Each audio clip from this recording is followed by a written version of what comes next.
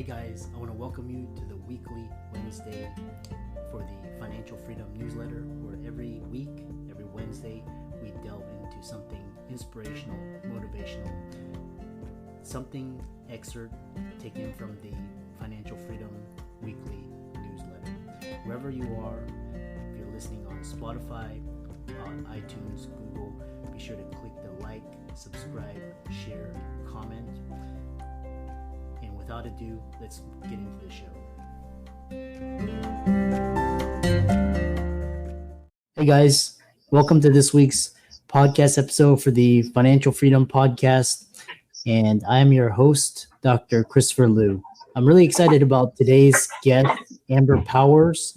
And she's got an interesting story. Of note, she lives by the mantra minimalist living, but she's going to talk about finding your authentic voice, healing through emotional trauma, moving on, and flourishing. So, Amber, welcome. Thank you so much. It's great to be here, Dr. Christopher. And I know we had, in the green room, we had some audio. You talk about, kind of your story. We kind of discussed, but, kind of talk about just on the surface, and then how it led you to become an influencer. And we'll talk about the healing process later on. Sure.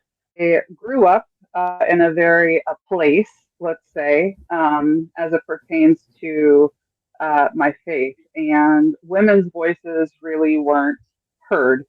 We were more seen than heard, and it was expected that we were to show up in that way. And so growing and healing from that trauma as an adult led me to it was actually a moment where I lost my mom. She died from pancreatic cancer when she was 50 years old. And she was such a strong personality in my life, and she was a force to be reckoned with. If I didn't show up in a certain kind of way, if I didn't adhere to her standards of living, I would be shut out. And I had such fear about, losing that relationship really my entire life. But when she passed, something happened. And I all of a sudden found the freedom to discover who I truly was and what my voice had to say outside of religion and outside of a parental influence, like forcing me to be a certain kind of way. And so that led me to discover really who I was. And then once I discovered who I was, I gradually started feeling the freedom to share my voice. And what I found was the more that, I showed up in an authentic way, and the more that I stopped being what society wanted me to be or a parental figure wanted me to be, the more people I drew to me that were similar. And I landed my ideal audience through doing that. I love that. Sounds like you activated the law of attraction. What I love about it is there's, the RAS, and then basically it's a filter, and then basically you filtered, which is quite interesting. I think a lot of people go through similar. I think after talking to, there's emotional trauma everywhere, and I think earlier generations have a little bit more, but there's different forms, which is quite interesting. So talk about this. The mindset, this idea of mindset work, and what did you have to, what did, like, any resources, or what did you do? Yeah. What your perspectives, all of that? Yeah, for sure. In 2008, my cousin invited me to attend. It was a weekend-long seminar, and being raised in a very sheltered home, this seminar introduced me to things I had never heard of, words like intention, and how intention was much different than hoping for or wanting something. Those words implied inaction, as where intention implied action. I began to become familiar with this law of attraction that I had never heard of before, and with intention setting. And that was kind of my infancy. That was the milk stage of my spiritual growth. And I'm so grateful for that. And as I grew, I started to read more books like The Secret. And then that evolved into The Four Agreements. And then that evolved into Creating Affluence by Deepak Chopra. And I mean, I could go on for days, right, about all of the books that we can get into. But I have become interested, kind of the eternal student when it comes to quantum mechanics and understanding this quantum world and how it Uh-huh. impacts life here with us physically. And so that has been the evolution. It's been just really a seeking journey. A fun story that I like to tell. Um, I was finishing up my degree in 2000 and not Yeah. being exposed to any other religions other than Christian, primarily Protestant religions.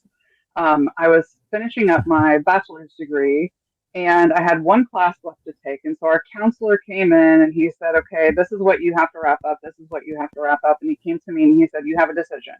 You can take Intro to Business Ethics to get your degree, or you can take Intro to World Religion. And I was like, well, I kind of know what I'm doing when it comes to ethics. It's either you do it or you don't, and you kind of follow your gut. But world religions, I don't know anything about. And so I decided to test out of Intro to World Religions. And I went home and I made these flashcards about what each religion or philosophy believed, their idea of heaven, or if they had an idea of heaven. And I just began to really absorb myself in that particular study. And I'll never forget, I looked at my mom, we left, she was helping me study, and we finished. We were headed to a baby shower, and I said, Mom, I don't know if I really believe that Christianity is the only way. We didn't speak for 3 months afterwards.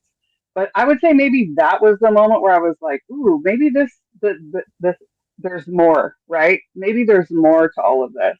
And so that particular moment was kind of the moment where I learned that maybe it's an expansive experience, right?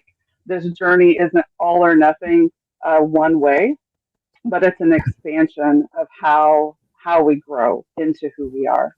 The more I, if you study history, there was like the Roman Catholics, and then became the Protestants, and these were like there was a bunch of wars, and basically these churches or these whatever they were symbol. Basically, you couldn't go against it, and then slowly and the churches did a lot of bad things. We don't have to get into it, but they were basically hypocritical. Yep. And then they basically, it's like this whole narrative from everything from the mainstream media. There's this one path, and then basically there's this one religion you have to believe in, which I don't believe. Now there's talking about like spirituality, and what we're talking about is basically energy, and the universe, and God, and it's basically represented in different ways. Right. Represented a different way than Caucasian. It's basically how you represent good and good energy and karma, which is quite interesting because Deepak, when I read this idea of the quantum field, and I thought that karma is this, basically you do good, you'll get 10x, but then there's actually something called dharma, which is like, Dharma. that's like Yes. your destiny. And that's like, Yes. that's even more powerful than karmas, which Yes. is, and once you begin to tap into, these, it's really fascinating. And I've always been fascinated with the spiritual world, and it sounds like you had a awakening, which is interesting. So how did you use this awakening and intention to become Mm-hmm. an ethical, I've never heard of that, ethical influencer? Talk about that. Yeah. Yeah. So to me, I think influencing itself is maybe developing sort of a negative connotation associated with it.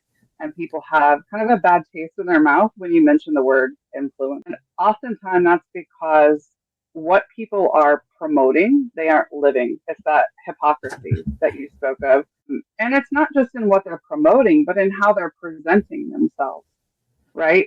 So we've all seen somebody on TikTok who's trying to dance that really just shouldn't be dancing. And it's not because they're bad. It's not because they're inherently bad at dancing. It's because it's not how they were intended to show up. Maybe you were supposed to use your voice. Maybe you were supposed to act. Maybe you were supposed to dance over here. But instead, what we have is all kinds of people pointing at things and doing all of these weird dances that aren't in line with how they actually were intended to show up.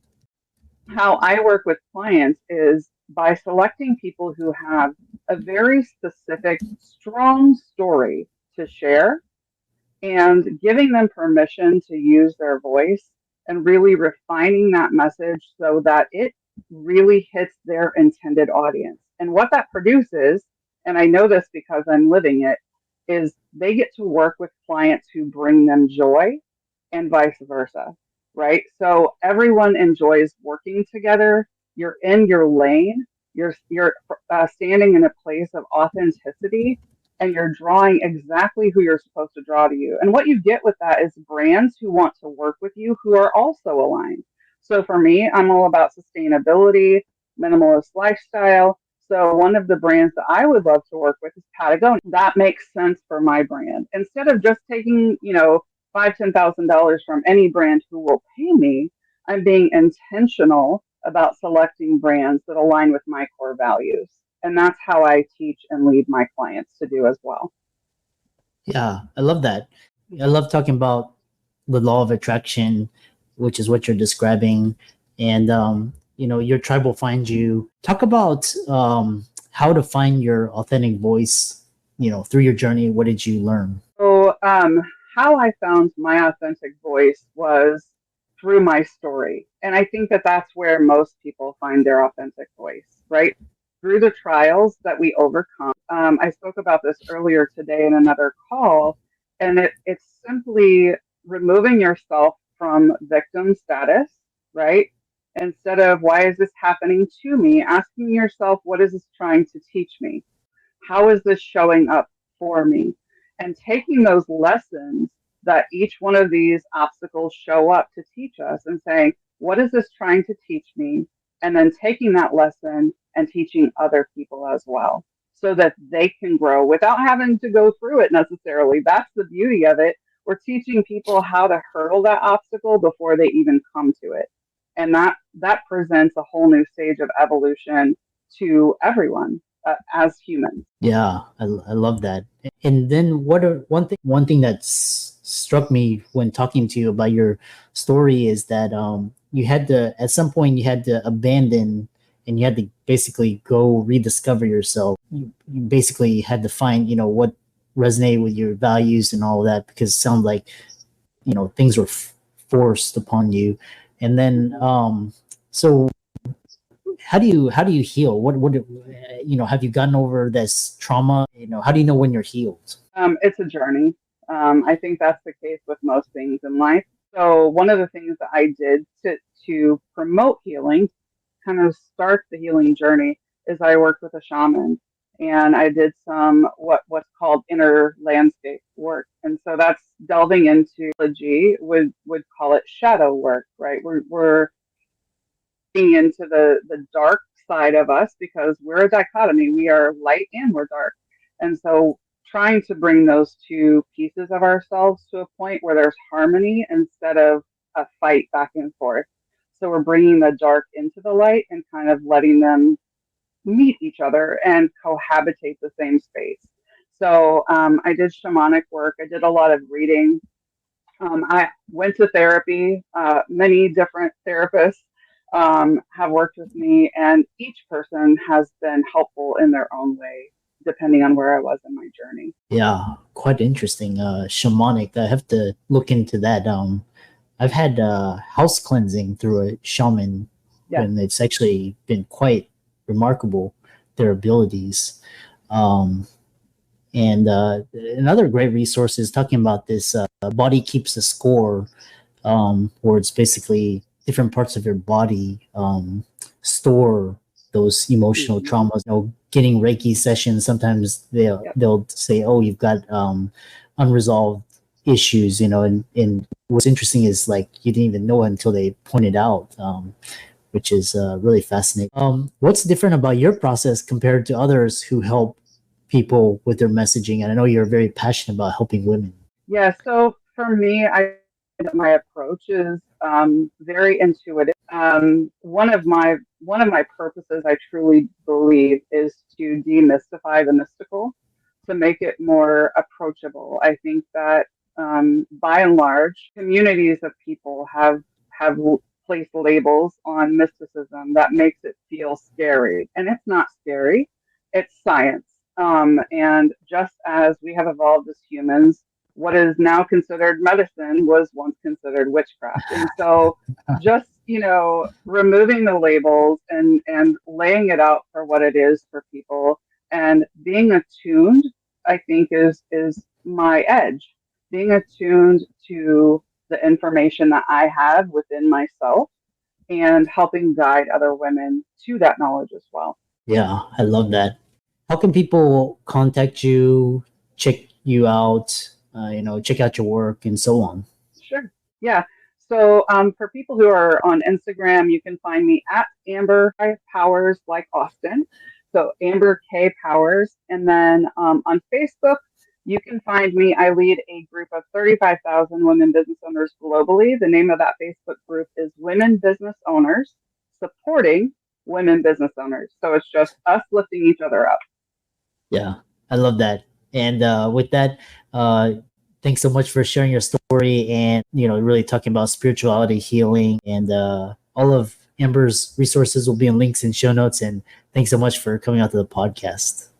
My pleasure. Thank you, Dr. Christopher. I appreciate it.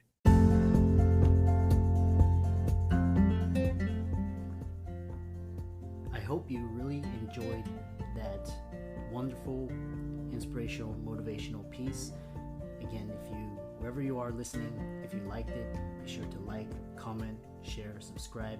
We're on everywhere: Spotify, iTunes, Google, Amazon, Audible. And without much ado, be sure to thank this show's sponsors, and we'll see you next week.